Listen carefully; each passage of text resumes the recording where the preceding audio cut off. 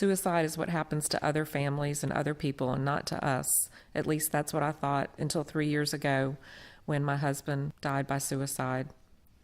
I became involved with the Baton Rouge Crisis Intervention Center through that experience.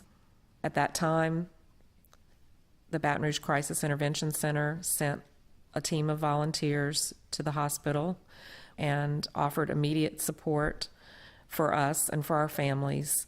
And this team is called the LOSS team. The people who came were volunteers from the LOSS team, which means that they had also lost someone to suicide. Immediately, I realized that I wasn't the only person that this was happening to, even though that's what it felt like at the time. These volunteers offered immediate hope and support, even in the midst of the shock and the chaos and, the devastation that we were going through. Not only did the LOSS team come out to the hospital, but they let me know about a weekly support group. So we started going to the support group, and I found it tremendously helpful in my healing and on my road to recovery from the grief I was going through.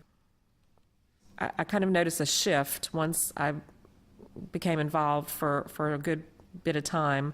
I noticed that not only was I going for my own support and for my own healing, but it became very important to me to help the other people who were there as well. And I found that to be very fulfilling along my road to recovery. So I decided to become a volunteer for the LOSS team. The first time I went on a case, I was terrified. I wasn't sure that I was going to be able to really be of any help to anyone because I was so nervous about being in that situation and the emotions that it brought up that were still so fresh in my mind from my experience.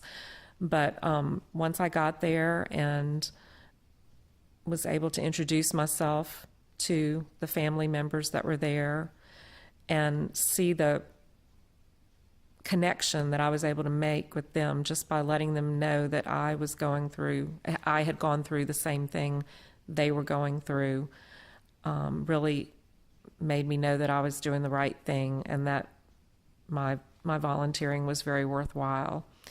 So it's my hope that through my volunteering, not only will I continue to heal and recover from this devastating experience that we've had, but also help other people who are just starting out on this journey and prevent future tragedies from happening. My name is Mary Godan, and that's how I became involved with the Baton Rouge Crisis Intervention Center.